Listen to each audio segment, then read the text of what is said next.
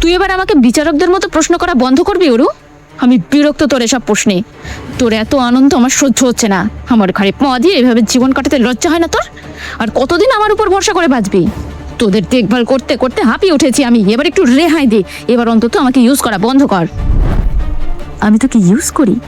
হ্যাঁ হ্যাঁ হ্যাঁ করিস। তোরা সবাই মিলে আমাকে নিজেদের স্বার্থে ইউজ করিস। এবার আমাকে আমার মতো বাঁচতে দে অরু। এক নাগারে চোখ খিচে কথাগুলো বলে মুখের ওপর ফোন কেটে দিল অনু। তার মানে মায়ের অবর্তমানে আপাও আমাকে করুণা করে এসেছে। কোনো ভালোবাসা নেই, সবটা করুণা। সবাই করুণা করে আমাকে। আজকের গল্প সুরাইয়া রাফা রচিত সঙ্গীন প্রণয়াসক্তি। ক্যালিফোর্নিয়াতে আজ বেজায় ঠান্ডা পড়েছে। প্রশান্ত মহাসাগরীয় কনকনে ঠান্ডা হাওয়া এসে একেবারে নাক মুখ চিরে ভেতরে প্রবেশ করছে। এলোমেলো বাতাসের তীব্রতায় ঝরে পড়া আকর্ষণীয় ম্যাপেল পাতায় ভরে উঠেছে রাস্তাঘাট। আজকে আর যেন তেন শীতের পোশাক পরে শীত নিবারণ করার সুযোগই নেই। তাই তো উষ্ণ কোট, গ্লাভস, পাইবুট, মাথায় উলের বেনি হ্যাট পরে একেবারে রয়ে শয়ে বাইরে বেরিয়েছে অনু। আজ বাইরে না গিয়ে ভেলভেট কমফোর্টারের মধ্যে শুয়ে আরাম করে ঘুমোলে হয়তো সবচেয়ে বেশি ভালো হতো। কিন্তু আগামীকাল মায়ের অপারেশন, আজ না গেলে কেমন করে হবে? গত দুদিন ধরে অরু আর কৃতিক বাড়িতে নেই। এই দুদিনে ওর যথেষ্ট খেয়াল রেখেছে প্রত্যয়। সবসময় ফোন করে খোঁজ নেওয়া, সন্ধ্যায় বাড়ি ফেরার পথে এগিয়ে দেওয়া, কিংবা নার্সিংহোমের কোনোরূপ জরুরি প্রয়োজনে ছুটে আসা, কি না করেছে। এত যত্ন, এত মূল্যায়নে অনুর মতো কঠোর হৃদয়ের মেয়েটাও আজকাল প্রত্যয়ের প্রতি দুর্বলতা অনুভব করে। ইচ্ছে তো করে হৃদয়টা বের করে হাতে তুলে নিয়ে প্রত্যয়কে উপহার দিয়ে দিতে। After all he deserve it. প্রত্যয়কে নিয়ে অসংখ্য দানা বাঁধা স্বপ্ন আর ভাবনারা মাথায় কিলবিল করছে অনুর।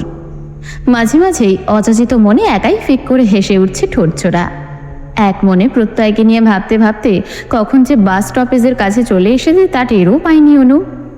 যখন টের পেল তখন দেখলো বাস এখনো আসেনি। অপেক্ষা করতে হবে কিছুক্ষণ। তাই এগিয়ে গিয়ে একটা শিশিরে ভেজা বেঞ্চিতে হাত দিয়ে সামান্য পরিষ্কার করে সেখানটায় বসে পড়ল ও। বেঞ্চিতে বসার সঙ্গে সঙ্গে পুনরায় চোখের সামনে দৃশ্যগত হলো পূর্বের ন্যায় একই ঘটনা। এই নিয়ে পরপর 3 দিন ওই মেয়েটাকে প্রত্যয়ের সঙ্গে দেখেছে অনু। রাস্তার ওপাশেই ক্যাফেটেরিয়াতে দাঁড়িয়ে আছে ওরা দুজন। প্রত্যয় কয়েক সেকেন্ড দাঁড়িয়ে মেয়েটাকে কিছু একটা বলে গাড়ি নিয়ে চলে যায়। প্রত্যয় চলে যেতেই একদম হুট করে অজ্ঞাত মেয়েটার চোখে চোখ পড়ল অনুর। এভাবে চোখাচোখি হওয়ায় ভেতরটা কেমন আঁতকে উঠল ওর। তৎক্ষণাৎ তড়িৎ গতিতে চোখ নামিয়ে নিল অনু। জিভ দিয়ে অধর ভিজিয়ে বিড়বিড় করে বলল, কে এই মেয়ে? সবসময় প্রত্যয় সাহেবের সাথেই কেন দেখা যায় তাকে? ওনার বোন? কই, চেহারায় তো কোনো মিল নেই। এই যে। অনুর অস্পষ্ট বিড়বিড়ানির মাঝেই স্পষ্ট বাংলায় ওকে ডেকে উঠল কেউ। অনেকদিন পর অচেনা মুখে বাংলা আওয়াজ শুনে চট করে মাথা তুলে চাইল অনু। তবে সেই মানুষটিকে দেখে খুশি হওয়ার বদলে উল্টে ভ্রু কুঞ্চিত হয়ে গেল ওর। এ তো একটু আগে প্রত্যয়ের সাথে দাঁড়িয়ে থাকা সেই বাঙালি মেয়েটা। এখানে কি করছে সে? অনু চুপচাপ তাকিয়ে আছে দেখে মেয়েটা পুনরায় বলল, কানে শুনতে পাও না নাকি? মেয়েটার কথায় চরম ক্রোধের বহিঃপ্রকাশ ঘটল। কওয়া নেই বলা নেই হুট করে এসে এভাবে খিটখিটে আওয়াজে কথা বলাটা মোটেই পছন্দ হলো না অনুর। মেয়েটার আচরণে সুন্দর মেজাজটা হঠাৎ করে কেমন বিগড়ে গেল। তবুও যতটুকু সম্ভব নিজেকে সংবরণ করে কাট কাট আওয়াজে অনু বলল, কি চাই? অনুর থেকে বোধহয় এতটা কাঠিন্য আশা করেনি মেয়েটা। তাই ওকে চোখ পাকিয়ে গলার স্বর কঠিন করে সে বলল, আই মেয়ে, কাকে কি বলছো তুমি? অনু এবার বসা থেকে দাঁড়িয়ে গেল। 2 হাত বুকের উপর ভাঁজ করে রেখে ভ্রু উঁচিয়ে স্বাভাবিক ভঙ্গিমাতে বলল, আপনাকেই বলছি, কি চাই? মেয়েটা এবার তাচ্ছিল্য করে হেসে বলল, প্রত্যয়ের সাথে যে এত ঢলাঢলি করছো, আমি কি সেটা নিশ্চয়ই বলেছে? না, বলেনি। হয়তো সেরকম ইম্পর্টেন্ট কেউ না, তাই বলার প্রয়োজন বোধ করেনি। আপনার খুব বেশি বলার ইচ্ছে থাকলে আপনি বরং বলুন, আমি শুনছি। আর হ্যাঁ, একটু জলদি বলবেন প্লিজ, আমার তাড়া আছে। মেয়েটা খিটখিট করে উঠে বলল, বেশি স্মার্ট সাজার চেষ্টা করো না, তাহলে পস্তাবে। He was just using you to forget someone and that was me. আমি বিগত ওর 7 বছরের ভালোবাসা। মেয়েটার কথায় অনু শুষ্ক ঢোক গিলল।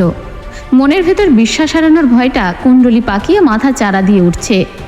তবুও ভেতরের শঙ্কাটাকে নিঃশব্দে আড়াল করে বলল, আপনাদের ভালোবাসা যদি এতই পিওর হয়, এতই দৃঢ় হয়, তাহলে আমার কাছে কি চাইতে আসে আপনার বয়ফ্রেন্ড? ধরে রাখতে পারেন না? অনুর কথায় মেয়েটার আত্মবিশ্বাসে ভাঁটি পড়ল। সে কয়েকবার চোখের পলক ফেলে বলল, আমি ওকে চিট করেছি, বাট আই স্টিল লাভ হিম। আর আমি এও জানি ও আমার কাছেই ব্যাক করবে, কারণ 7 দিনের ভালোবাসা 7 বছরের ভালোবাসার কাছে কিছুই না। অনু ঠোঁট বাঁকিয়ে হেসে বলল, স্টুপিড। অনু শব্দটা উচ্চারণ করার সাথে সাথেই ওর চুল খামচে ধরল মেয়েটা। তারপর প্রচণ্ড ক্রোধে কাঁপতে কাঁপতে মেয়েটা বলল, তুই আমার প্রত্যয়ের ধারে কাছেও আসবি না, নয়তো আমার সুরকার ড্যাডিকে দিয়ে তোর খবর করিয়ে ছাড়বো। আমার হাত যে কতটা লম্বা সেটা তোর ধারণারও বাইরে। অনু বিপরীতে কিছু বলবে তার আগেই কোথা থেকে যেন ছুটে এসে এক ঝটকায় ধাক্কা মেরে মেয়েটার হাত সরিয়ে দেয় প্রত্যয়। অন্য হাতে অনুকে আগলে ধরে চিৎকার দিয়ে বলে ওঠে, আর ইউ ক্রেজি? রাস্তার মধ্যে কি করছো এসব?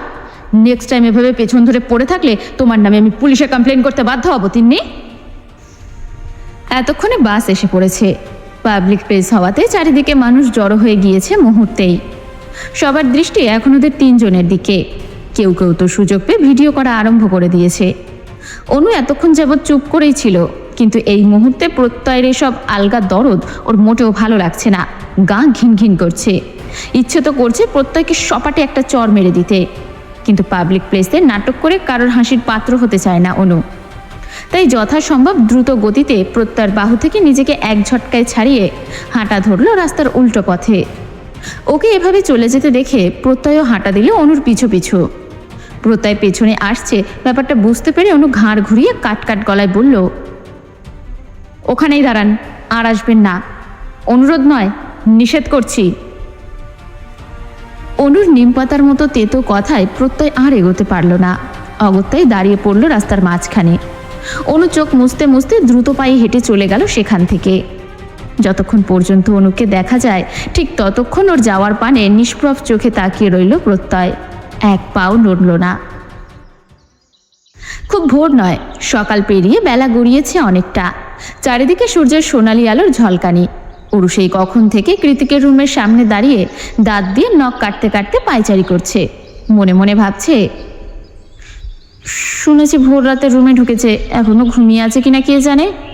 নক করবো কি করবো না, করবো কি করবো না, না থাক চলে যাই, না একবার করেই যাই। অরু যখন কি করবে না করবে ভেবেই কুল পাচ্ছিল না, তখনই ভেতর থেকে ডেকে ওঠে কৃতিক। তোর পায়চারিতে মাথা ঘোরাচ্ছে আমার, ভেতরে আয়। অরু চট করে দরজা খুলে ভেতরে ঢুকতে ঢুকতে বলল, আপনি কি করে বুঝলেন আমি আছি? কথাটা বলে ভেতরে ঢুকতেই চোখ দুটো খিচে বন্ধ করে দ্রুত পেছনে ঘুরল অরু। কৃতিক গায়ে শার্ট চড়াচ্ছে। ওর জিম করে কৃত্রিম উপায় বানানো বিষের পৃষ্ঠদেশ স্পষ্ট দৃশ্যমান অরুর চোখে।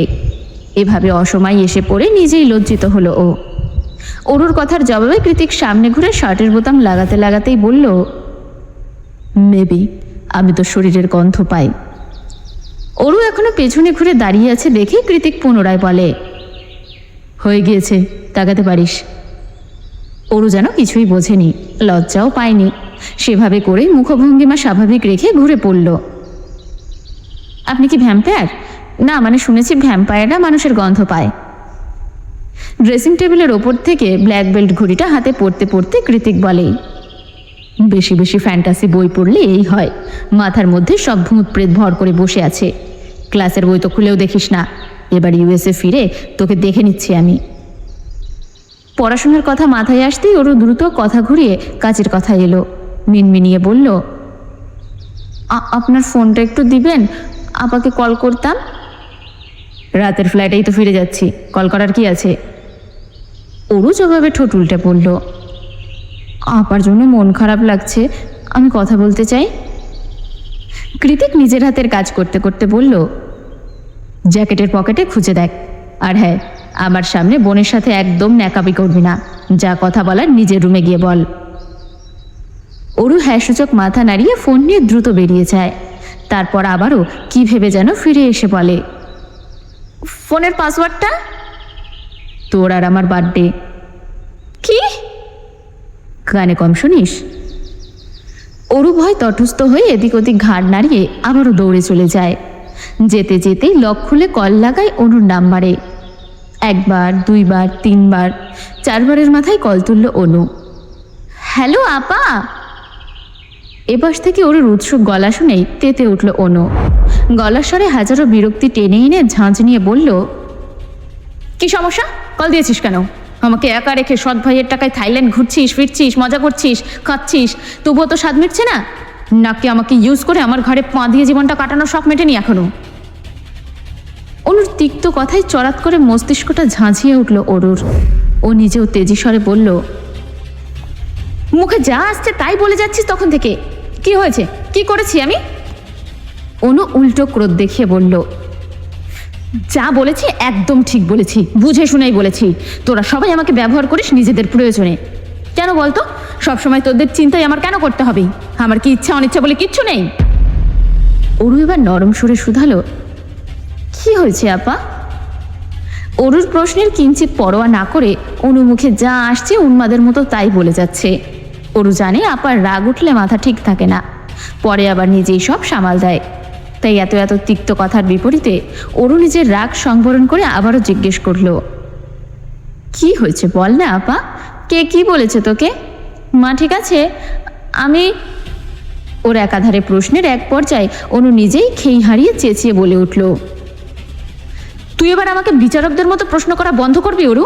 আমি বিরক্ত তোর এসব প্রশ্নে। তোর এত আনন্দ আমার সহ্য হচ্ছে না। আমার ঘরে পা দিয়ে এভাবে জীবন কাটাতে লজ্জা হয় না তোর? আর কতদিন আমার উপর ভরসা করে বাঁচবি? তোদের দেখভাল করতে করতে হাঁপিয়ে উঠেছি আমি। এবার একটু রেহাই দি। এবার অন্তত আমাকে ইউজ করা বন্ধ কর। আমি তোকে ইউজ করি? হ্যাঁ হ্যাঁ হ্যাঁ করিস। তোরা সবাই মিলে আমাকে নিজেদের স্বার্থে ইউজ করিস। এবার আমাকে আমার মতো বাঁচতে দে অরু। এক নাগারে চোখ খিচে কথাগুলো বলে মুখের ওপর ফোন কেটে দিল অনু। ওদিকে অনুর বলা শেষ কথায় মাথার মধ্যে অগ্নিস্ফুলিঙ্গ অনুভব হলো অরুর। কষ্টের সীমানা পেরিয়ে মেজাজ চড়ে এসেছে সপ্তম আসমানে। ইচ্ছে করছে আশেপাশের সব কিছু ভেঙে গুড়িয়ে ফেলতে।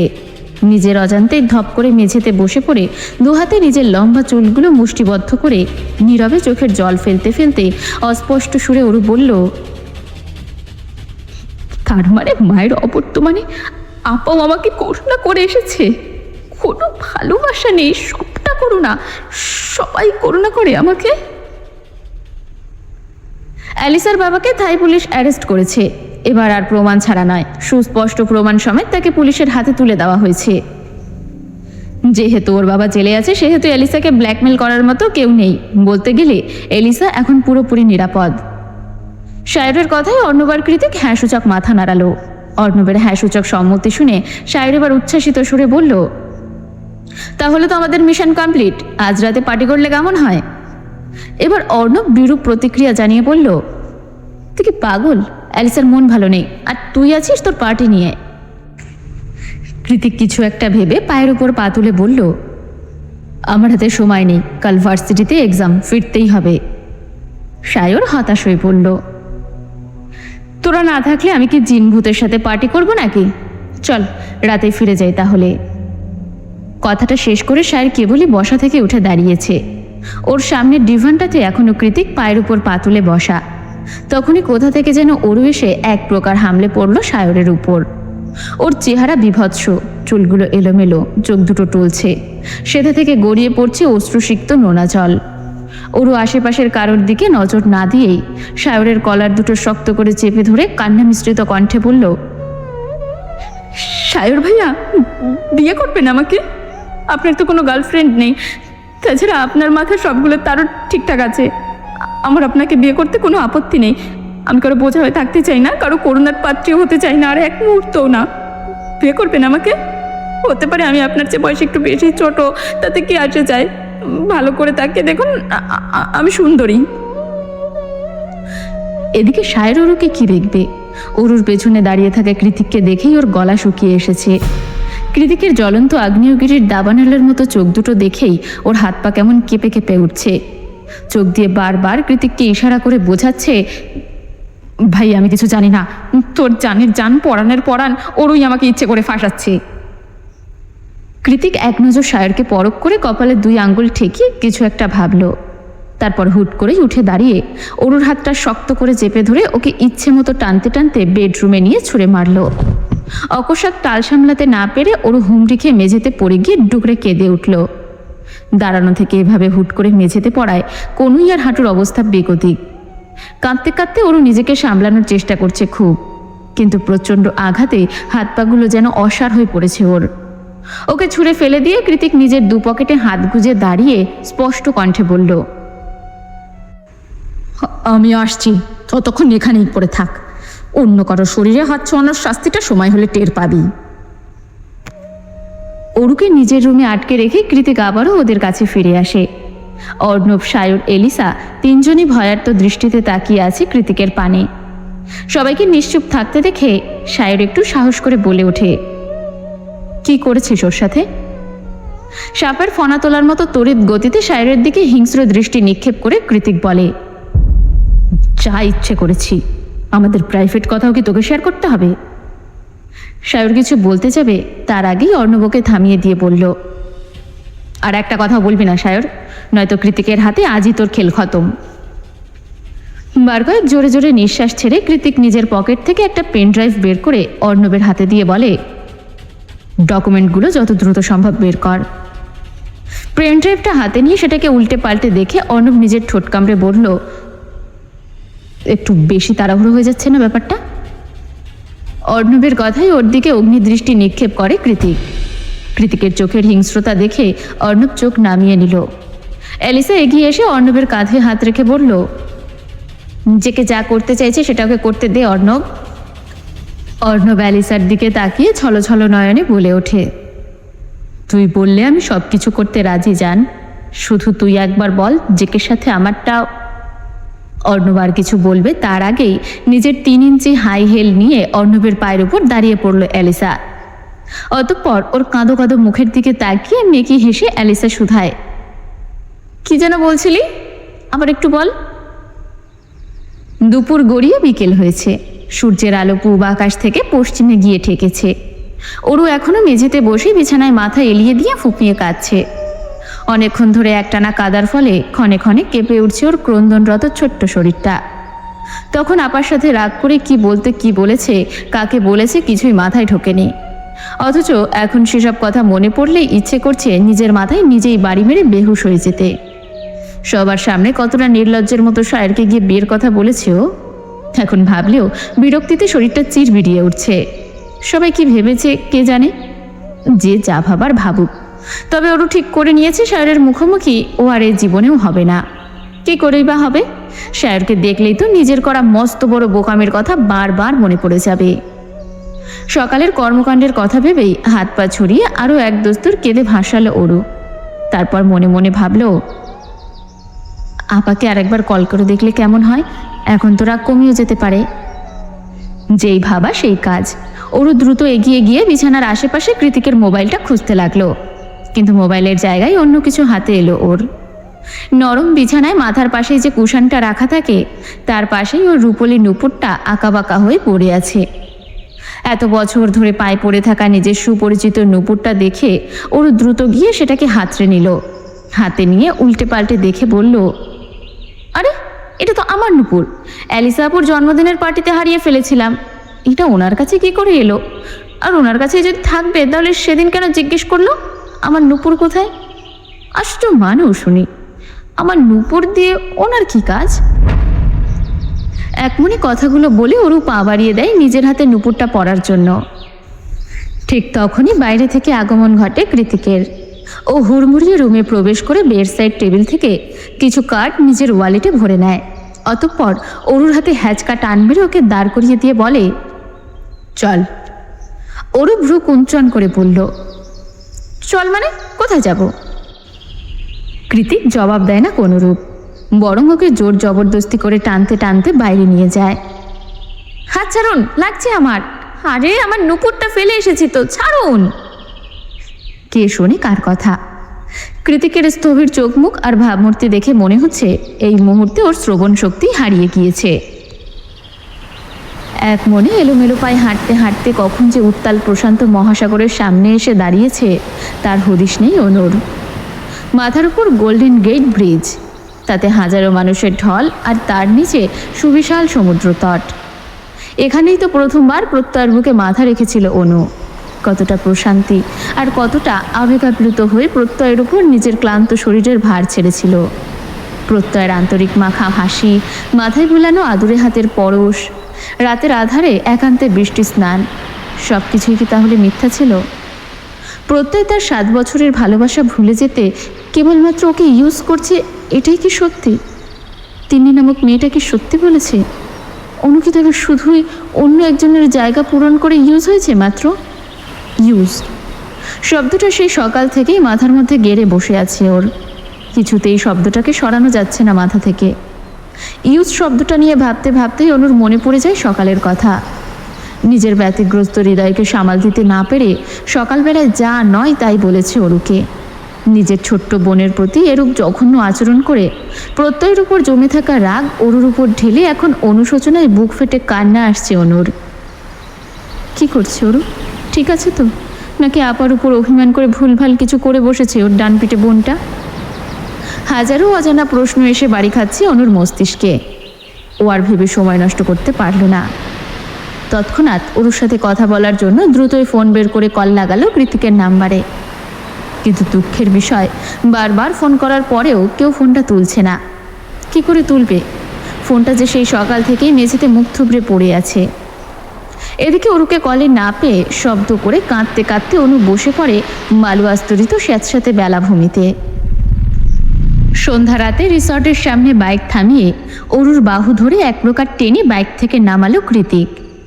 অরুর চোখ মুখ বিমর্ষ, ওর গালে 5 আঙ্গুলের দাগ সুস্পষ্ট, মাথাটা নুয়ে রেখেছে সেই কখন থেকে। কৃতিক নিষ্প্রভ চোখে অরুর দিকেই ধ্যানমগ্ন হয়ে চেয়ে আছে। ওর কাছে এই ফোলা ফোলা চোখের অরুকে বরাবরই সুন্দর লাগে। আজ মনে হচ্ছে আরও একটু বেশি সুন্দর লাগছে। অরুর পরনে ছিল সুতির ঘাগরা আর ওভারসাইজ টপসের উপর বানজারা কারুকাজের কোটি। লম্বা হাঁটুসম চুলগুলো ঢিলে ঢালা করে হাত খোপা বাঁধা। এতক্ষণ ধরে হেলমেট পরে থাকায় খোপাটা মনে হচ্ছে আরও ঢিলে হয়ে গিয়েছে, এখনই খুলে পড়বে ভাব। দুধে আলতা রাঙা মুখটা কেঁদে কেটে লাল বর্ণ ধারণ করেছে। তবে সন্ধ্যা রাতের হ্যাজাকের আলোয় এই লাল লাল চেহারায় বড়ই মায়াবী লাগছে তাকে। যে কেউ দেখে বলবে নতুন বিয়ের ছিঁড়ি জেগেছে মেয়ের মুখে। খানিকক্ষণ বাদে ওদের পেছন পেছন উবার থেকে নেমে এলো অ্যালিসা, অর্ণব আর সায়রও। কারোর মুখে টু শব্দ নেই ওদের। চারিদিকে পিনপতন নিরাপত্তা। অরু চুপচাপ মাথা নুইয়ে দাঁড়িয়ে আছে সেই কখন থেকে। গলায় রজনীগন্ধা আর গোলাপ দিয়ে তৈরি তাজা ফুলের মালা, হাতেও একটা ঝুলনো, এটা বোধহয় কৃতিকেরটা। অরুর মলিন মুখটার দিকে তাকিয়ে অ্যালিসা একটা দীর্ঘশ্বাস ছাড়ল। বন্ধুর বেলাতে বরাবরই ওরা স্বার্থপর হয়ে যায়, আজও তাই হয়েছে। তবে এখন অরুকে ভেতরে নিয়ে কিছু খাওয়ানো উচিত, মেয়েটা সারাদিন না খেয়ে আছে। তাই চারিদিকে নীরবতা ভেঙে অ্যালিসা বলে ওঠে, তোরা কি সারা রাত এখানে দাঁড়িয়ে থাকার প্ল্যান করেছিস? যদি তাই হয় তাহলে থাক দাঁড়িয়ে, আমি আর ওর ভেতরে গেলাম। ওরা সবাই এখনো নিশ্চুপ হয়ে দাঁড়িয়ে আছে। অ্যালিসা ওরুকে সাথে নিয়ে ভেতরে যাওয়ার উদ্দেশ্যে পা বাড়ালে পেছন থেকে কৃতিক ডেকে ওঠে ওদের, অ্যালিসা শোন। অ্যালিসা ঘুরে দাঁড়িয়ে জিজ্ঞাস্য দৃষ্টিতে ওর পানে চাইলে কৃতিক একটা সাইন করা চেকের পাতা অ্যালিসার দিকে এগিয়ে দিয়ে বলে, এটা অরুর মোহরানার টাকা, ওকে দিয়ে দিস। অ্যালিসা হ্যাঁ সূচক মাথা নাড়িয়ে চেকটা হাতে নিয়ে ভেতরে চলে যায়। ওদিকে কৃতিকের কাণ্ডে সায়র আর অর্ণব অবাকের চরম সীমানায় গিয়ে চোখাচোখি করে দুজন একই সুরে বলে উঠল, পৃথিবীতে এইটাই বোধহয় প্রথম বিরল ঘটনা যেখানে স্বামী তার বউকে মাঝ রাস্তায় দাঁড়িয়ে মোহরানা উসুল করে দিল। ওদের কথায় ধ্যান নেই কৃতিকের। ও তো সেই কখন থেকে বাইকে হেলান দিয়ে দাঁড়িয়ে অরুর যাওয়ার পানেই তাকিয়ে আছে। ওরও চলে গিয়েছে বহুক্ষণ আগে, তবুও তাকিয়ে আছে। আদুরে কোনো এক বাঙালি ক্যাফে থেকে তখনও কানে ভেসে আসছে বেসুরো দুটো লাইন, আমার কাছে তুমি অন্যরকম, ভালোবাসি বেশি, প্রকাশ করি কম। চারিদিক জনমানব শূন্য হয়ে আছে। বিস্তৃত তিমিরে ঢাকা কালো রাতের রীতি টেনে সবে সবে ভোরের আলো ফুটেছে ধরণীতে। সূর্য এখনো তার তেজস্ক্রিয়তা ছড়ায়নি পুরোপুরি। প্রকৃতিতে হিমধরা শীতল পরিবেশ বিরাজমান। হাইওয়ে রাস্তার অদূর থেকে ভেসে আসছে দু একখানা কভার্ড ভ্যানের সাঁই আওয়াজ। রাস্তার দুপাশে স্থির মূর্তি হয়ে দাঁড়িয়ে থাকা সারি সারি বৈদ্যুতিক খুঁটির মাথায় বসেছে জোড়ায় জোড়ায় বন্য পাখিদের ঝাঁক। একের পর এক বন্য পাখিদের চোখের আড়াল করে নিভু নিভু ভোরে ফাঁকা রাস্তার মাঝ দিয়েই আপন গতিতে এগিয়ে যাচ্ছে কৃতিকের 4 চাকা ব্ল্যাক মার্সিডিজ। গন্তব্য সান ফ্রান্সিসকো ছাড়িয়ে নিজের নির্জন ছোট্ট বাড়িটা। এখন অবশ্য শুধু নিজের বলা যায় না, যেহেতু ও একজনের সারা জীবনের দায়িত্ব নিয়েছে, সেহেতু কৃতিকের যা তা তো তারও বটে। এই হিমধরা ঠান্ডার মাঝেও গাড়ির জানালার গ্লাস খুলে তাতে দুহাত রেখে তার উপর চিবুক ঠেকিয়ে ফুঁপিয়ে কাঁদছে ওরু। যদিও কৃতিক কান্নাকাটি একদম পছন্দ করে না, কিন্তু তাতে আপাতত ওরুর হেলদোল নেই। জীবনটাই যেখানে এলোমেলো করে ছেড়ে দিয়েছে, সেখানে পছন্দ অপছন্দে কি আসে যায়।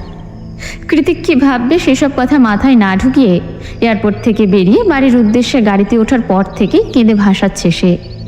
মুখমণ্ডল জুড়ে তার আকাশসম দুঃখের ছড়াছড়ি। ওরু প্যাসেঞ্জার সিটে বসা সত্ত্বেও পা দুটো তুলে রেখেছে সিটের ওপর। ও আরাম করে বসে আছে দেখে কৃতিকও বুঝে শুনে গাড়ি ড্রাইভ করছে আপাতত, যাতে ওরুর কোথাও না লাগে।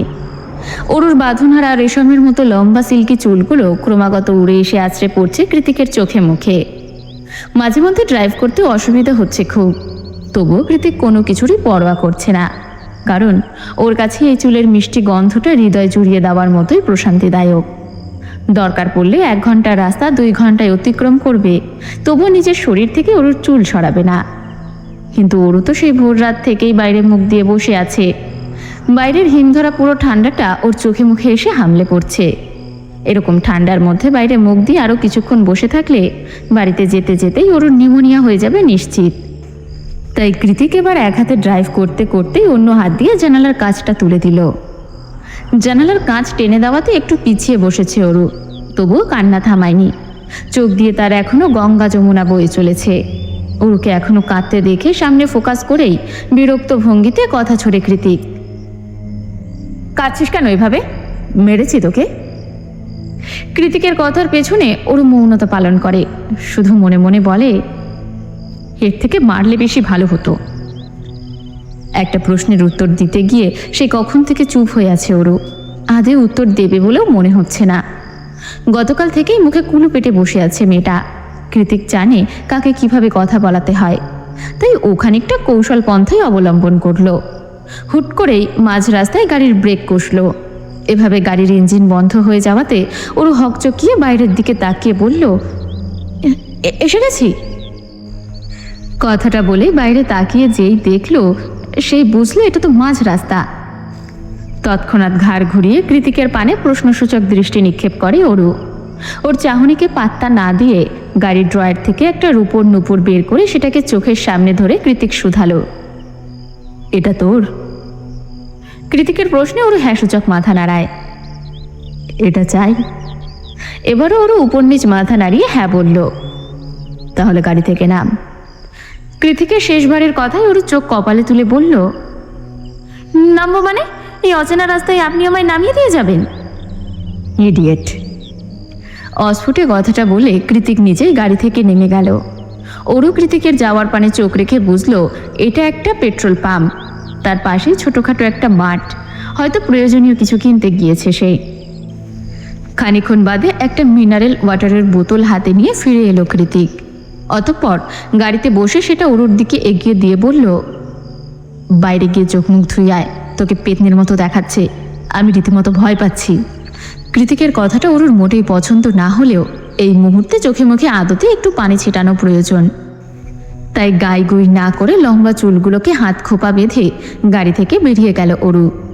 চোখে মুখে ইচ্ছে মতো পানির ঝাপটা দিয়ে নাক টেনে নিজেকে একটু স্বাভাবিক বানিয়ে পুনরায় গাড়িতে ফিরে এলো ও।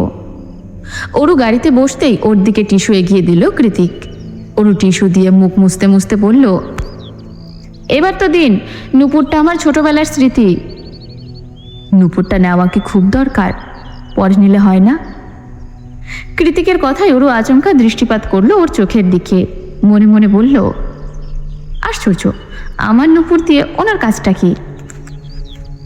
অনুর ভাবনার ছেদ ঘটিয়ে একটানে ওর পা দুটো নিজের উরুর উপর তুলে নিল কৃতিক। এভাবে পা তুলে ফেলায় অকস্মাৎ পেছনে ঝুঁকে গেল অরু। পুরো গাড়ি জুড়ে তখন পিনপতন নিরাপত্তা বিরাজমান, যার দরুন অরুর তীব্র শ্বাস প্রশ্বাস আর হঠাৎ বেড়ে যাওয়া হৃদস্পন্দনের আওয়াজ স্পষ্ট শুনতে পাচ্ছে কৃতিক। অরুর এহেন পরিস্থিতিকে গ্রাহ্য না করে আলতো হাতে ওর পায়ে নুপুর পরানো শুরু করে সে।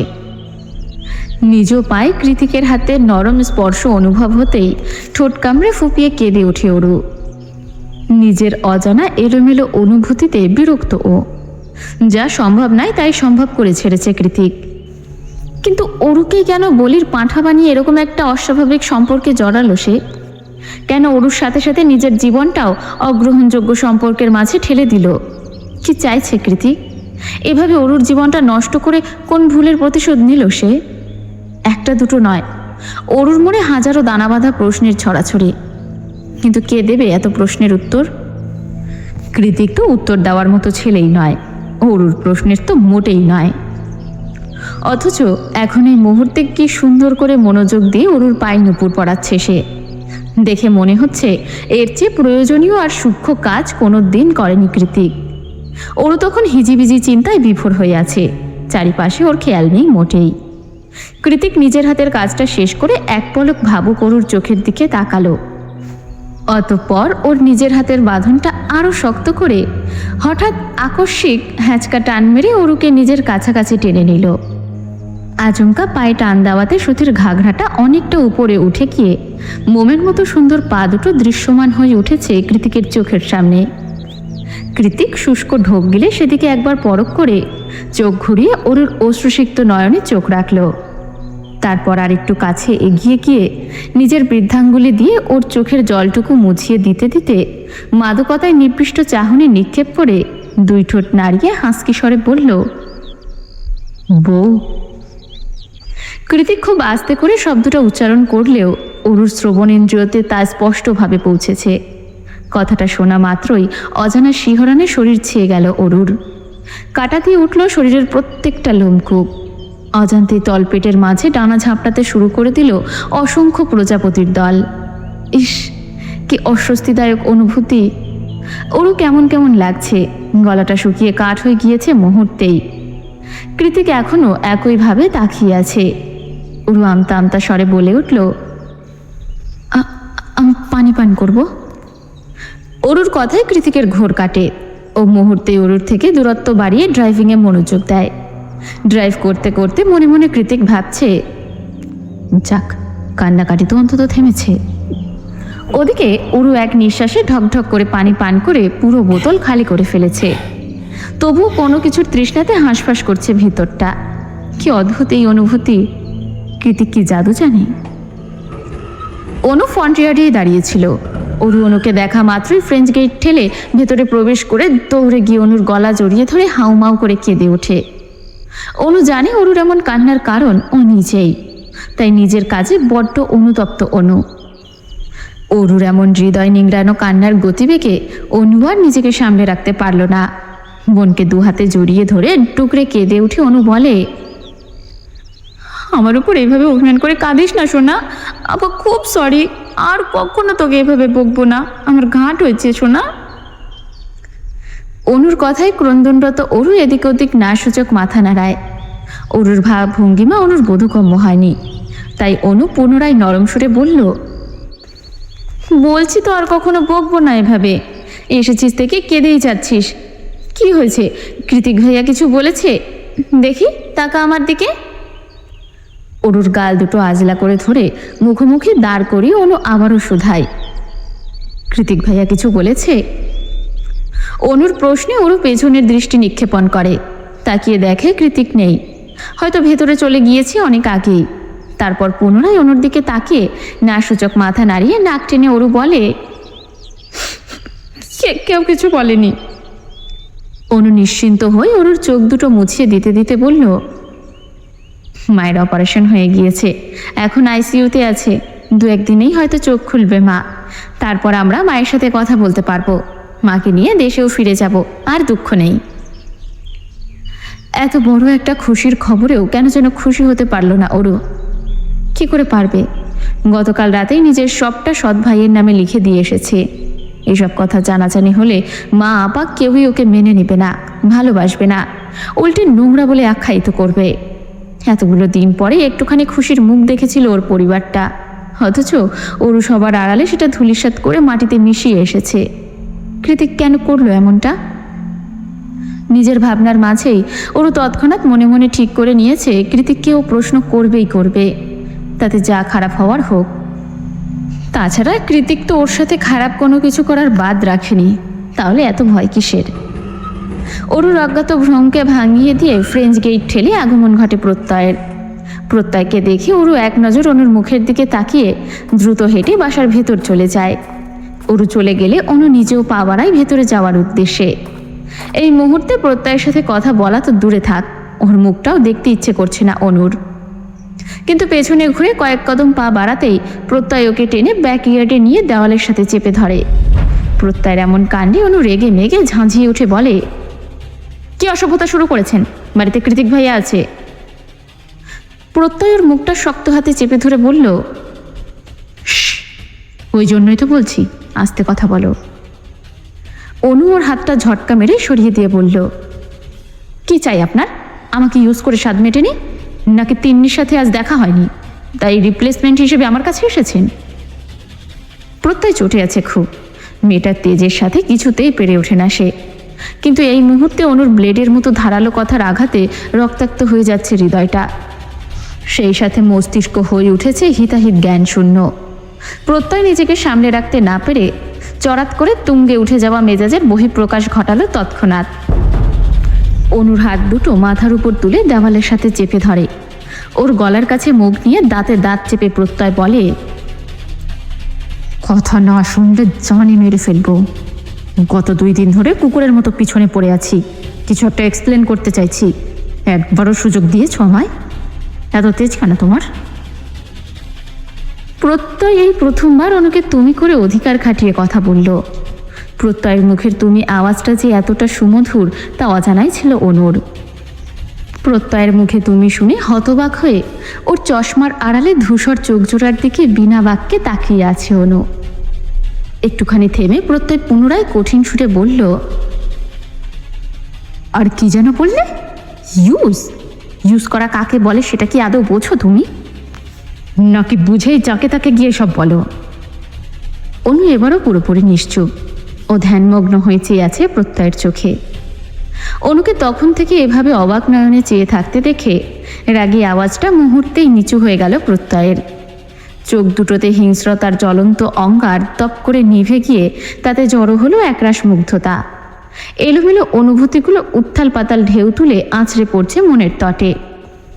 অনু এতটা কাছে দাঁড়িয়ে আছে, এতটাই কাছে যে ওর তপ্ত নিঃশ্বাসগুলো প্রত্যয়ের মুখমণ্ডলে ছড়িয়ে পড়ছে বারবার। এবার আর কোনো কথা নয়, অনুর নিষ্প্রভ চোখে এক পলক চোখ রেখে প্রত্যয় নিজের খেই হারিয়ে ফেলল। মুহূর্তেই নিজের ওষ্ঠাগত করে নিল অনুর তীর করে কাঁপতে থাকা অধর যুগল।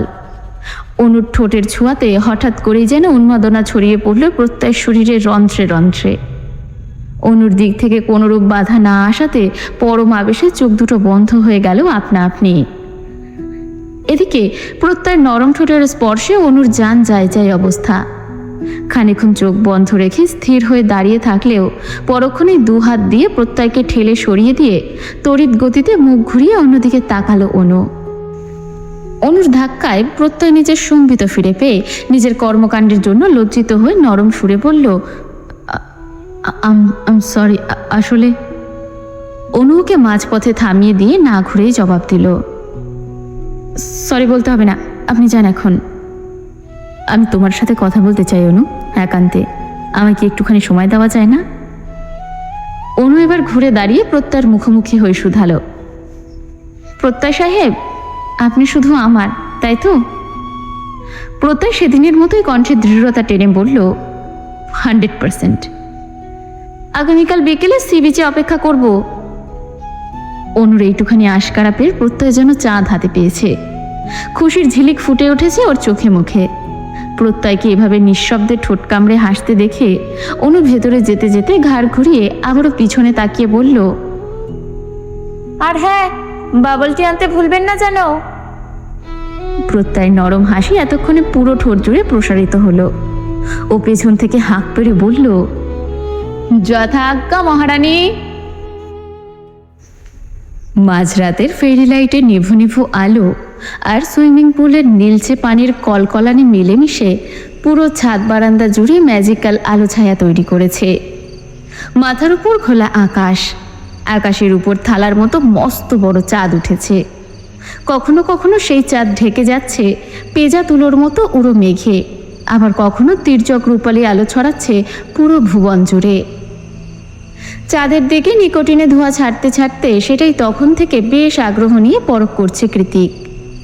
রাত প্রায় 2:35, তাও চোখের পাতায় ঘুম আসার নাম নেই। তাই তো রুম থেকে বেরিয়ে ছাদ বারান্দায় এসে সিগারেট ধরিয়েছে সে। সিগারেটের কুণ্ডলি পাকানো ধোঁয়ার সাথে সাথে উড়িয়ে দিচ্ছে নিজের মনে জমানো অজস্র অযাচিত ভাবনাগুলোকে। অবশ্য এখন আর ভেবে লাভটাই বাকি, ওর তো সারা জীবনের জন্যই ওর। ওর নামটা ভাবতে যতটা দেরি হলো, ওরও সেখানে উপস্থিত হতে ততটা দেরি হলো না। নিশুতি রাতে কারো নিস্তব্ধ পায়ের আওয়াজ পেয়ে কৃতিক পেছনে ঘুরে দেখলো ওরও দাঁড়িয়ে আছে। পরনে খয়েরি রঙের সুতির চুড়িদার, লম্বা চুলগুলো দিয়ে টুপটুপ করে পানি ঝরে শরীর ভিজে যাচ্ছে, তাতেও হেলদোল নেই ওরুর। চোখে মুখে চরম বিষণ্ণতার ছাপ স্পষ্ট। হাত পায়ের ফর্সা ত্বকগুলো ফ্যাকাশে হয়ে কুঁচকে আছে, মনে হচ্ছে অনেকক্ষণ ধরে পানিতে ভিজেছে। অরুর এমন উদ্ভ্রান্তের মতো মুখশ্রী দেখে কৃতিক ভ্রু কুঁচকে শুধালো, এত রাতে শাওয়ার কেন নিয়েছিস, কি প্রয়োজনে? অরু জবাব দেয় না, চুপচাপ গিয়ে দাঁড়ায় কৃতিকের মুখোমুখি হয়ে। কৃতিকের পরনে কালো হুডি আর ওভারসাইজের ডেনিম। অরু নিষ্প্রভ চোখে কৃতিকের কালো কুচকুচে হুডিটার দিকে চেয়ে আছে চুপচাপ। ওর কর্মকাণ্ড দেখে কৃতিক বিরক্ত ভঙ্গিতে বলল, এত রাতে না ঘুমিয়ে এখানে কি? আমার সাথে ঘুমাবি? ঘুমালে চল, আমি একটু আরাম করে ঘুমাই। কৃতিকের কথা শেষ হওয়ার সঙ্গে সঙ্গে 2 হাত দিয়ে ওর পেশিবহুল বুকের উপর ধাক্কা দিয়ে ওর কাঁদতে কাঁদতে বলল, কেন কেন করলেন এটা? কি দোষ করেছি আমি?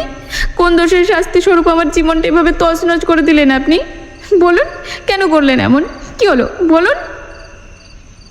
1 বার 2 বার 3 বার যখন কৃতিকের বুকের উপর ওরও ধাক্কা দিতে যাবে, তখনই ওর 2 হাত শক্ত করে চেপে ধরে কৃতিক। চেহারায় গাম্ভীর্য টেনে এনে কঠিন সুরে বলে, যা করেছি খুব ভেবে চিনতে ঠান্ডা মাথায় করেছি। এবার এটা যত তাড়াতাড়ি মেনে নিবি ততই তোর জন্য মঙ্গল। কৃতিকের কথায় ওর ঝাঁঝিয়ে উঠে বলল, আপনি কি পাগল? আপনার বাবা জামশেদ জান চৌধুরী আমার মায়ের প্রয়াত স্বামী, সেই হিসেবে আপনি আমার সৎ ভাই, কিভাবে ভুলে গেলেন এটা?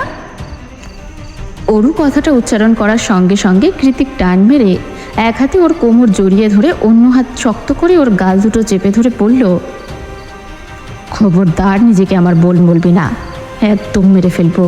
তুই আমার বিয়ে করা বউ, তোর সব কিছু আমার, তোর পায়ের নখ থেকে মাথার চুল পর্যন্ত everything is belongs to me. তীব্র রাগে কাঁপতে কাঁপতে কথাটুকু শেষ করে ওরুকে ধাক্কা মেরে সরিয়ে দেয় কৃতিক। কৃতিক ছাড়তেই ওরু কাঁদতে কাঁদতে মেঝেতে বসে পড়ে। অতঃপর হেঁচকি তুলে অস্পষ্ট সুরে বলে, সমাজ কোনো দিনও এই বিয়েতে স্বীকৃতি দেবে না, উল্টো আমাকে নোংরা বলে ধিক্কার দিবে। তখন নিশ্চয়ই খুশি হবেন আপনি। কৃতিক হাঁটু ঘেড়ে ওর মুখোমুখি হয়ে বসে বলল, আমি সমাজ মানি না, আর যে সমাজ আমার বউয়ের দিকে আঙ্গুল তুলে কথা বলবে আমি সেই সমাজই ধ্বংস করে দেব। আই রিপিট, ধ্বংস করে দেব। কৃতিকের কথা শুনে ওর চোখে চোখ রাখল ওরও। চোখ তো নয়, যেন জ্বলন্ত আগ্নেয়গিরির দাবানল, যে তাকাবে সেই ভস্ম হয়ে যাবে। অথচ ফর্সা পুরুষালীর তীক্ষ্ণ চোয়ালজোড়া মুখশ্রীটা কতটাই না সুদর্শন। এক মুহূর্তের জন্য ওরুর মনে হলো এই অসম্ভব সুদর্শন মানুষটা ওর স্বামী। হুট করে কেমন কৃতিককে অন্য নজরে আবিষ্কার করছে ওরু।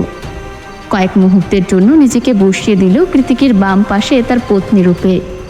পরবর্তীতে অন্য মনটা লাফিয়ে উঠে বলল, না না, এটা কি করে সম্ভব?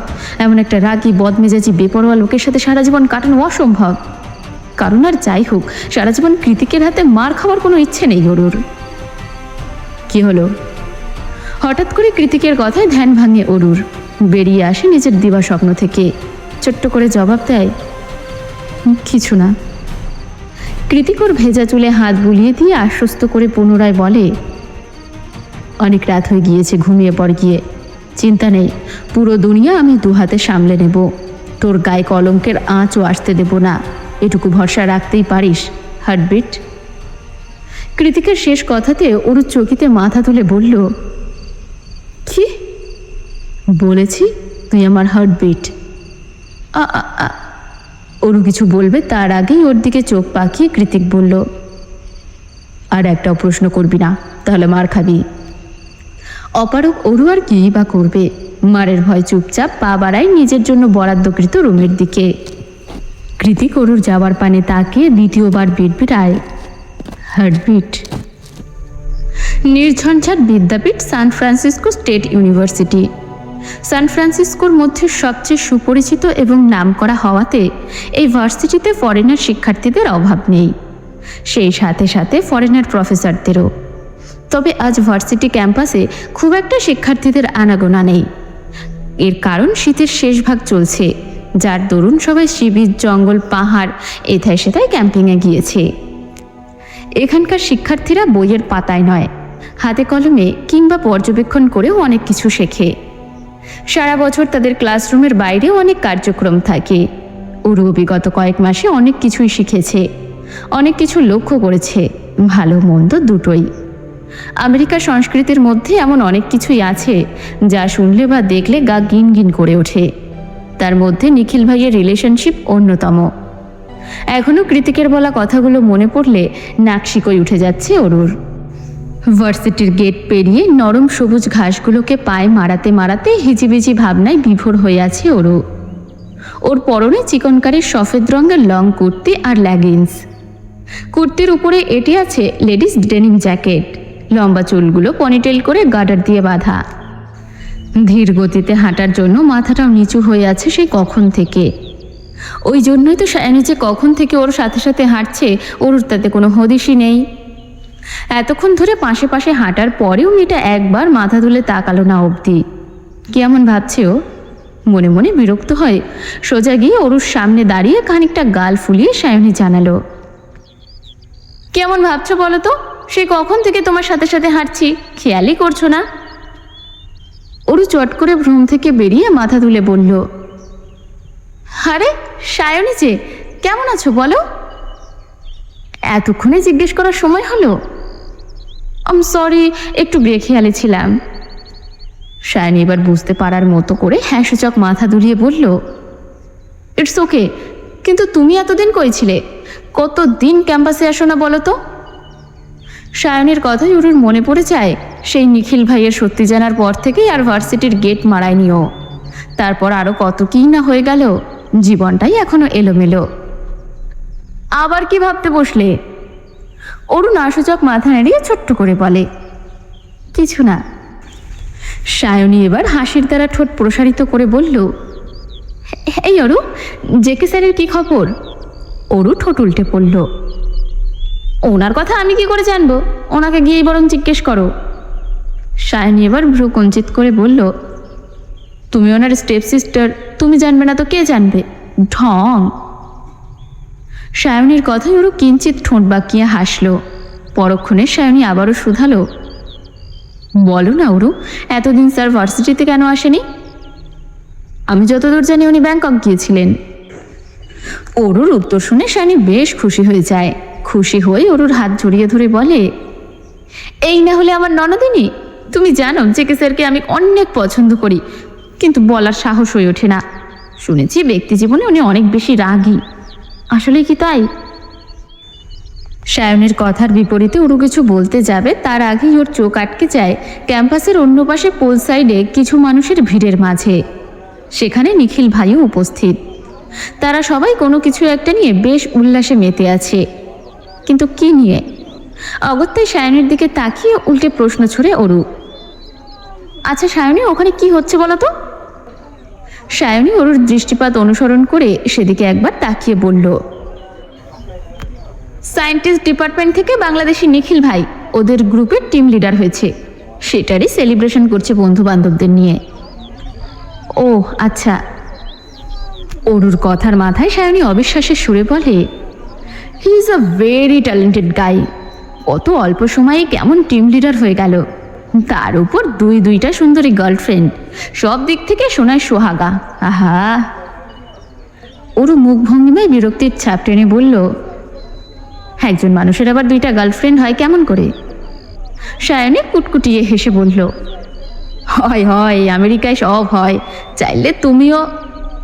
সায়নীর কথা পুরোপুরি শেষ হওয়ার আগেই পেছন থেকে ডেকে উঠল কেউ, অরোরা। অরু জানে এটা কে হতে পারে, এই পুরো ক্যাম্পাসে অরোরা বলে ওকে একজনই ডাকে, কিন্তু ও এখন কিছুতেই এই মানুষটার মুখোমুখি হতে চায় না। তাই অন্যদিকে মুখ ঘুরিয়ে না শোনার ভান করে চোখ খিচে চুপচাপ দাঁড়িয়ে রইল সেখানেই। সায়নী পেছনে ঘুরে বলল, আরে নিখিল ভাই যে, আপনি ওরকে চেনেন?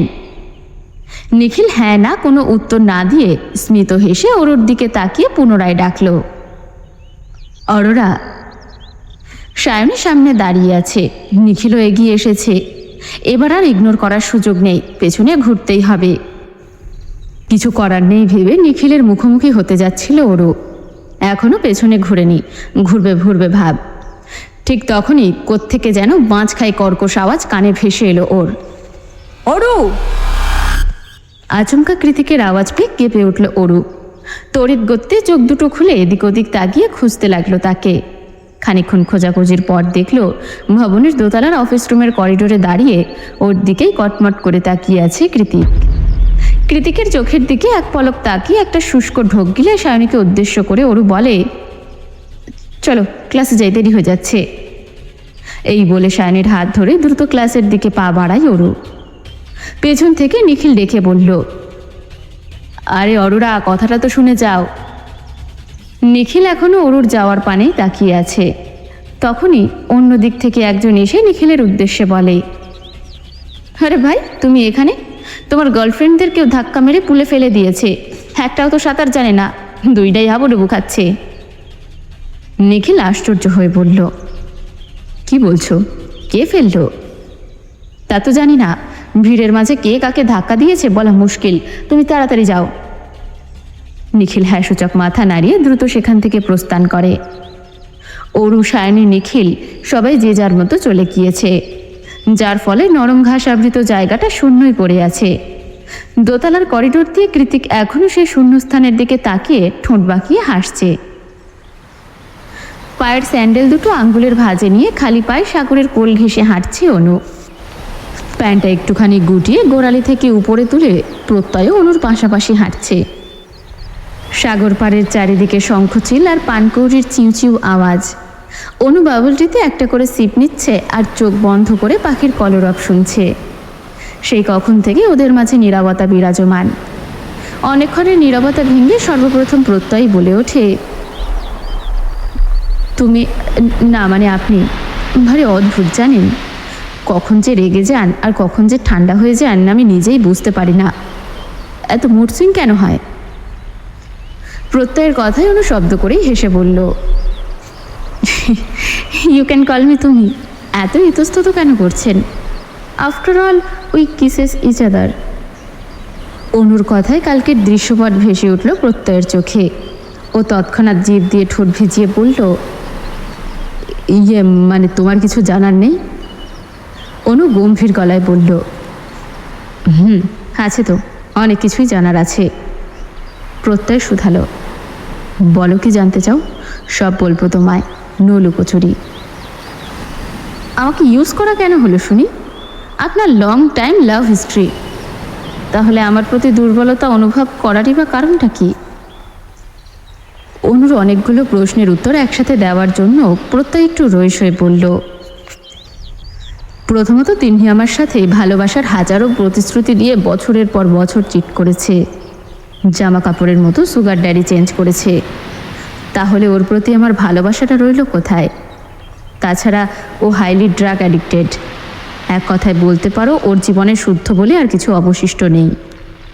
এসবের কারণে তিন্নির প্রতি আমার ঘৃণ্য মনোভাব তৈরি হয়েছে আরও কয়েক বছর আগেই। আর এখন তো ওকে মনে রাখার প্রশ্নই ওঠে না। ওকে মাঝে মধ্যেই আমার পাগল মনে হয় জানো। এতদিন খবর ছিল না, যেই আমি বছরখানেক ধরে একটু মুভ অন করেছি, এখন আবার আঠার মতো পেছনে লেগে আছে।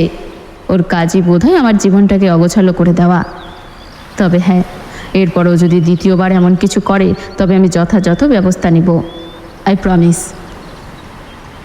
একটুখানি থেমে বুকের ভেতরে চাপা নিঃশ্বাসটা উগরে দিয়ে প্রত্যয় আবারও বলে, এবার যদি বলো তুমি কেন, সেটার উত্তর আমার জানা নেই। তোমাদের ভিসা টিকিট প্রসেসিংয়ে অসংখ্যবার তোমার ছবি দেখেছি, তেমন কিছুই ফিল হয়নি। কিন্তু সেদিন ক্যাফেতে তোমার ওই এক ঝলক হাসির মাঝে হারিয়ে গিয়েছিলাম আমি। উত্তাল ঢেউয়ের পানে চেয়ে এক মনে কথাগুলো বলে অনুর দিকে তাকিয়ে প্রত্যয় শুধালো, প্রেম তো অনেকের সাথেই হয়, ভালোবাসার মানুষ কয়জন হতে পারে বলো?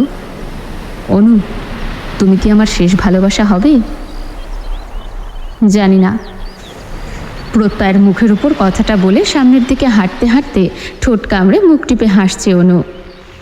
প্রত্যয় ওর পেছন পেছন হেঁটে এসে বলল, আইমি, এত মুড সুইং কেন হয় তোমার? অনু পেছনে ঘুরে শোধালো, কেন, ভয় করছে? সামলাতে পারবেন না? প্রত্যয় ওর হাতের মাঝে হাত ঢুকিয়ে বলল, তুমি বিশ্বাস হয়ে থেকে গেলে আমি নিঃশ্বাস দিয়ে হলেও সামলে নিব। গধূলি বেলা চলমান, তবে আকাশের অবস্থা দেখে মনে হচ্ছে অমাবস্যা রাত। পুরো আকাশ জুড়ে ঘুটঘুটে কালো মেঘে ছেয়ে আছে। বিদ্যুতের ঝলকানিতে ক্ষণে ক্ষণেই পশ্চিম আকাশ রক্তিম হয়ে চোখের সামনে ভেসে উঠছে। তার সাথে বাতাসের তাণ্ডব তো আছেই। ঝিরিঝিরি বৃষ্টি পড়ছে সেই বিকেল থেকেই, রাতে বোধহয় ঝড় আসবে। ভার্সিটির গেটের সামনে একটা কাক পক্ষী অবশিষ্ট নেই, সবাই যে যার মতো চলে গিয়েছে। শুধুমাত্র ওরই ছাতা হাতে নিয়ে সেই কখন থেকে বাসের জন্য দাঁড়িয়ে আছে। শেষ বাসের এখনো সময় হয়নি, কিন্তু এই ঝড়ের মাঝে শেষ বাস আসবে কিনা সন্দেহ। ওদিকে বৃষ্টির তোপ ধীরে ধীরে বেড়েই চলেছে। হাতে ছাতা থাকা সত্ত্বেও পায়ের দিকটা ভিজে গিয়েছে। অরু হাত দিয়ে জামা কাপড় থেকে বারবার বৃষ্টির পানিগুলো ঝেড়ে সরাচ্ছে। তখনই বিকট আওয়াজে হর্ন বাজিয়ে ভার্সিটির গেট থেকে বের হয় কৃতিকের কালো রঙা মার্সিডিজ। বাইরে ততক্ষণে ঝুম বৃষ্টি। কৃতিক অরুর সামনে গাড়ি দাঁড় করিয়ে জানালার কাজ নামিয়ে নির্লিপ্ত কণ্ঠে বলল, উঠে আয়, রাত হলে ঝড় আরও বাড়বে, আজ আর বাস আসবে বলে মনে হচ্ছে না। থাইল্যান্ড থেকে আসার পর থেকেই কৃতিকের উপর মহা বিরক্ত অরু, না পারতে কথা বলে না। এখনো বলতে ইচ্ছে করছে না, তাইও দাঁড়িয়ে না থেকে চুপচাপ হাঁটা ধরে বৃষ্টিস্নাত রাস্তার ফুটপাত ধরে। কেন যেন মনের মাঝে জিভ চেপে বসেছে, কৃতিকের কথাটা কিছুতেই শুনবে না আজ। সবসময় কৃতিকের জিদের কাছে পরাজিত হয়ে ক্লান্ত অরু। কৃতিকের জিদের বশে করা কর্মকাণ্ড মনে পড়তেই হাঁটার গতি আরও বাড়িয়ে দিল ও। পায়ের জুতা পানিতে ভিজে জবজব আওয়াজ হচ্ছে, তবুও হনহনিয়ে হাঁটছে অরু। তবে বেশুদূর আগানোর আগেই পেছন থেকে ওর ছাতাটা টান মেরে নিয়ে নেয় কৃতিক। মাথার উপর থেকে ছাতা সরে যাওয়ায় কয়েক মুহূর্তের মাঝে ঝুম বৃষ্টিতে কাক ভেজা হয়ে যায় অরু। কৃতিকও তাই। Formal dress up, black shoes, wrist watch সব কিছু ভিজে একাকার। হুট করে ছাতা কেড়ে নেওয়াতে ওর ভ্রু কুঁচকে পেছনে ঘুরে দেখতে পায় ওর হ্যালো কিটি ছাতাটার বেহাল দশা করে ছেড়েছে কৃতিক। সেটাকে দুমড়ে মুচড়ে ভেঙে ডাস্টবিনে ছুঁড়ে মেরে কৃতিক বলল, এবার যা। ওরও কম যায় না। কৃতিকের বাক্য শ্রবণের সঙ্গে সঙ্গে বৃষ্টির মাঝেই হাঁটা ধরে সামনের দিকে। তবে দ্বিতীয়বার স্পর্ধা দেখিয়ে আর পার পেল না অরু। সামনের দিকে এক কদম দিয়েছে কি দেয়নি, তার আগেই ওর বুকের কাছের জামাটা খামচে ধরে কৃতিক। এভাবে হঠাৎ আক্রমণে কেঁপে ওঠে অরু, হকচকিয়ে বলে, কি করছেন, জামাটা ছিঁড়ে যাবে তো। কৃতিক ওর কথায় পরোয়া না করে অরুর চোখের দিকে নিজের বাজ পাখির মতো তির্যক চাহনি নিক্ষেপ করে বলল, কথা শুনছিস না, অনেক সাহস বেড়ে গিয়েছে দেখছি। আমার সামনে তেজ দেখাতে এলে সোজা গাড়িতে নিয়ে বাসর সেরে ফেলবো। আর তুই এটা ভালো করেই জানিস, আমি যা বলি তাই করি, তাই নিজের ভালো চাইলে চুপচাপ গাড়িতে গিয়ে বস। কৃতিকের লাগামহীন কথার পাছে গলার স্বর মুহূর্তে ক্ষীণ হয়ে এলো অরুর। বরাবরের মতো এবারও কৃতিকের জিদের কাছে হেরে গিয়ে ভেজা শরীর নিয়ে চুপচাপ গাড়িতে বসে পড়ল ও। অরু গাড়িতে বসতেই কৃতিক এসে ড্রাইভিং সিটে বসে গাড়ি স্টার্ট দেয়। বাইরের বৃষ্টির রিমঝিম আওয়াজ গাড়ির হাই কোয়ালিটির জানালা ভেদ করে মোটেই ভেতরে আসতে পারছে না। চারিদিকে পিনপতন নীরবতা, শুধু একটু পরপর নীরবতা ভেঙে সশব্দে হাঁচি দিচ্ছে কৃতিক। হাঁচি দিতে দিতে চোখ নাক লালচে বর্ণ ধারণ করেছে তার।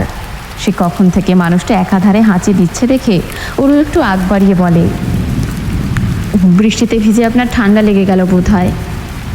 কৃতিক আবারও হাঁচি দিতে যেয়ে নিজেকে সংবরণ করে বলে, গত 2 দিন ধরে জ্বর, তাই হয়তো বৃষ্টির পানিতে পুনরায় ঠান্ডা লেগে গিয়েছে। কৃতিকের কথায় ওরও বেশ অবাক হয়। একই বাড়িতে থাকে ওরা 3 জন, অথচ একটা মানুষের গত 2 দিন ধরে জ্বর, সেটা ওরা কেউ জানে না। আর কৃতিকই বা কেমন? জ্বর হলে মানুষ এতটা স্বাভাবিক কী করে থাকতে পারে? মুখ দেখে বোঝার উপায় নেই যে মানুষটার শরীর খারাপ, সবসময় সেই রাগি রাগি ভাব। উত্তাল প্রকৃতি রাত বাড়ার অপেক্ষা করেনি আর। সন্ধ্যা রাতেই শুরু করে দিয়েছে তীব্র ঝড়ের তাণ্ডব। অনুর সাথে মাত্রই কথা হলো অরুর। সেও ঝড়ের মাঝে কোনো এক ক্যাফেতে আটকা পড়েছে। সাথে অবশ্য প্রত্যয় আছে, চিন্তা করার কারণ নেই। অনুর সাথে কথা হওয়ার পরপরই বিদ্যুৎ চলে গিয়েছে। এভাবে বিদ্যুৎ চলে যাওয়ায় ওরও একটু ভরকে গেল। অন্য সময় বিদ্যুৎ গেলেও বাইরে থেকে আসা সোডিয়ামের আলোয় আলোকিত থাকে হলরুম, অথচ আজ নিকষ কালো ঘুটঘুটে অন্ধকার। ব্যাপারটা বোঝার জন্য কাচের দেওয়ালে উকি দিতেই ওরও দেখতে পায় বাড়ির বাইরের রাস্তায় কোথাও এক ফোঁটা আলো নেই। হয়তো ঝড় বৃষ্টিতে কোথাও বৈদ্যুতিক তার বিচ্যুত হয়ে এমনটা হয়েছে। কিন্তু এই মুহূর্তে চারিদিকের এমন তীব্র অন্ধকারে অরুর কেমন গা ছমছম করছে। ও কোনো মতে অন্ধকারে সিঁড়ি হাতড়ে কৃতিকের রুমের দিকে পা বাড়ায়। কৃতিক রুমেই আছে, অথচ ওর রুমটাও পুরোপুরি তিমিরে ঢাকা। একটু সময় নিয়ে খুঁজতে খুঁজতে কৃতিকের রুমের দরজার বাইরে কয়েকবার টোকা মেরে ওরু মিনমিনিয়ে বলল, একটু ফোনের ফ্ল্যাশটা অন করবেন, ভয় করছে। ওর বলার সঙ্গে সঙ্গে কৃতিক মোবাইলের ফ্ল্যাশ অন করে বলল, ভেতরে আয়। ওরু দরজা ঠেলে ভেতরে ঢুকেই মৃদু আলোতে দেখতে পায় কৃতিক কমফোর্টার মুড়ি দিয়ে শুয়ে আছে আর গতানুগতিকের চেয়ে একটু জোরে জোরে নিঃশ্বাস নিচ্ছে। ওরু জানে কৃতিক কখন এমনটা করে, তাই ও এগিয়ে গিয়ে শুধালো, জ্বর বেড়েছে? আমি কি একটু চেক করে দেখব? কৃতিক হাঁসকি স্বরে জবাব দেয়, নিষেধ করেছি। ওরু এবার একটু সংকোচ নিয়ে কৃতিকের কপালে হাত ছোঁয়ায়, অতঃপর বলে, আপনার অনেক জ্বর, কি করে ঠিক আছেন বলুন তো? কথাটা বলে ওরু মোবাইল হাতে নিয়ে উঠতে নিলে কৃতিক নিজের তপ্ত হাত দিয়ে ওরুর হাত টেনে ধরে শুধায়, কোথায় যাচ্ছিস? ওরু পেছন ঘুরিয়ে বলে, কাপড় ভিজিয়ে নিয়ে আসছি, মাথায় জলপট্টি দিলে ভালো লাগবে, ততক্ষণ একটু অন্ধকারে থাকুন। সন্ধ্যা রাত গড়িয়ে ঘড়ির কাঁটা গিয়ে ঠেকেছে রাত 10টার কোঠায়। বিদ্যুৎ এখনো আসেনি, আর না অনু ফিরেছে। ওরু সেই যে কৃতিকের শিয়রে বসেছে এখনো বসেই আছে। বৃষ্টির রিমঝিম আওয়াজে চোখ দুটো ভাঁড় হয়ে এসেছে ঘুমে। এবার মনে হচ্ছে যাওয়া দরকার, তাই ও কৃতিকের মাথার জলপটিটা উল্টে দিয়ে বলল, আমি এখন যাই, ঘুম পেয়েছে। তৎক্ষণাৎ তোর হাতটা শক্ত করে চেপে ধরে চোখ বন্ধ রেখে কৃতিক বলল, কোথাও যাবি না, এখানেই বসে থাক। বৃষ্টি কমেছে, বিদ্যুৎ আবার দুটোই চলে আসবে, তাছাড়া আমার ঘুম পেয়েছে তো। কৃতিক অরুর কথায় তোয়াক্কা না করেই বলল, ঘুমাতে হবে না, আমি বলেছি তুই যাবি না তার মানে যাবি না, নয়তো সবাইকে বলে দেবো তুই আমার বউ।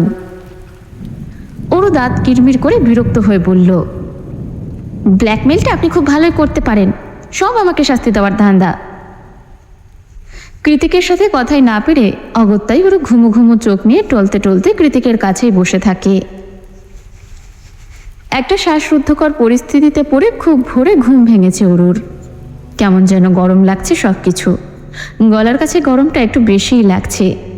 চোখ দুটো তখনও খোলেনিও, তবে আশেপাশের সুঘ্রাণটা বারবার নাকে এসে সুরসুরি দিচ্ছে।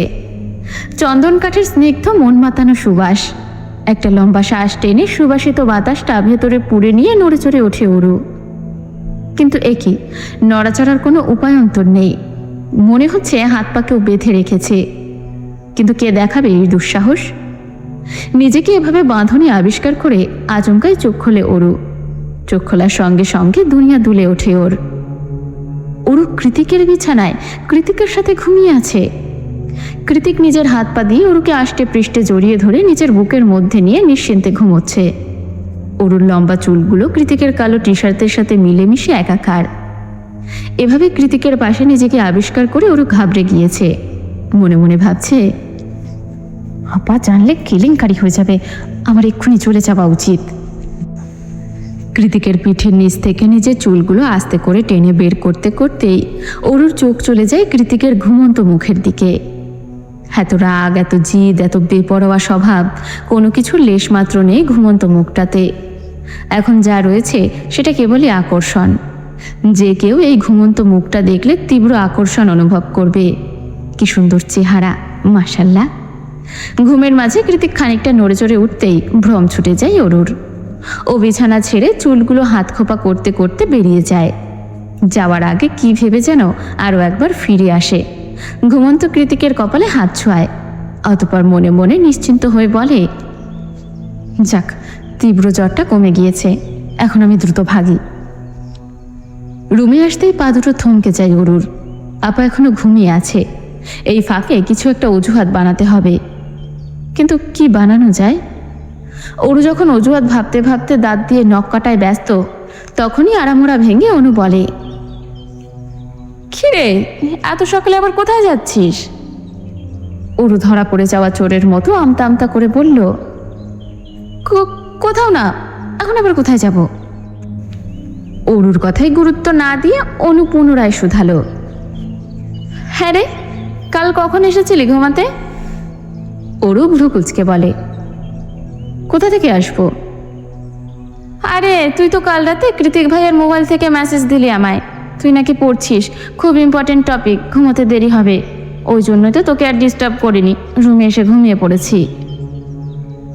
অরু এতক্ষণে বুঝলো ওর হয়ে কৃতিক মেসেজ করেছে অনুকে। এবার একটু স্বস্তির নিঃশ্বাস ছেড়ে বলল, হ্যাঁ রে আপা, অনেক কঠিন পড়া ছিল, ওই জন্য তো কৃতিক ভাইয়ার রুমে গিয়েছিলাম পড়া বুঝতে। বাড়িতে স্যার থাকলে যা হয় আর কি। এক নিঃশ্বাসে কথাটুকু শেষ করে নিজের শরীরের গন্ধ নিল অরু। পুরো শরীর জুড়ে স্যান্ডেলউড পারফিউমের গন্ধ মোমো করছে। যে কেউ কাছে কাছে এলে বুঝতে পারবে এটা কৃতিকের শরীরের গন্ধ।